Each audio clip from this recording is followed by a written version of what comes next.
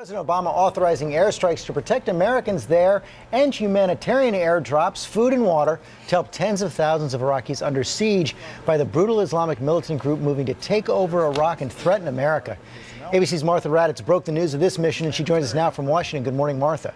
Good morning, George. It has been nearly 3 years since U.S. forces left Iraq, 3 years since the president announced the war was over. But this morning, U.S. warplanes are armed and ready to strike targets in Iraq on the president's order. It is a stunning turn of events. The U.S. poised to enter a war that the president wanted to forget. But with ISIS, the Islamic militants seeking to topple the Iraqi government, now poised to attack the key northern city of Erbil, where the U.S. has a consulate and some 40 military advisors, the president said late last night he has authorized targeted airstrikes. We intend to stay vigilant and take action if these terrorist forces threaten our personnel or facilities anywhere in Iraq. The president has said there will be no U.S. boots on the ground. I will not allow the United States to be dragged into fighting another war in Iraq. And so even as we support Iraqis as they take the fight to these terrorists, American combat troops will not be returning to fight in Iraq. But before the president spoke last night, Americans conducted that difficult and dangerous humanitarian mission. 3 U.S. Air Force cargo jets, escorted by 2 F-18 fighter jets, dropping critical supplies during a low-flying 15-minute pass in a race to stop a catastrophe. Tens of thousands of people who fled to the top of a mountain in Sinjar now slowly dying from blistering heat, pleading that there is no water, no bread. Nearly 40 children already dead. They are trapped 3,000 feet up with no escape because down below, ISIS terrorists are warning of a slaughter if they return. The U.S. aircraft dropped 5,300 gallons of water and 8,000 meals ready to eat.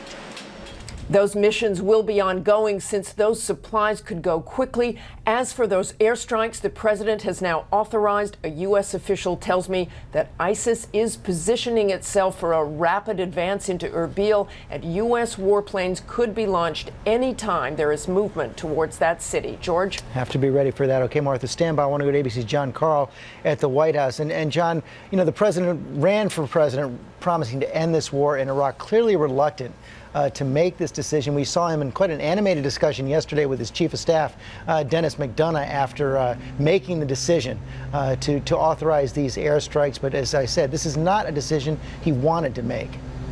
You could really sense the tension here at the White House yesterday, George, as he was making this decision. This is a president that is reluctant to use military force anywhere, but especially in Iraq. He sees as one of his top accomplishments as president ending America's involvement in an unpopular war. But in the end, the president felt that his hand was forced. It was forced because you had a humanitarian catastrophe where the U.S. military could come in and make a difference. And it was forced because that terrorist group is advancing on a city that has a large U.S. consulate, and there is a threat to Americans serving there. So in the end, the president's hand forced to make a decision that he has long resisted making. John, president's still going on vacation tomorrow, heading up to Martha's Vineyard, but is also scheduled to return to the White House next week?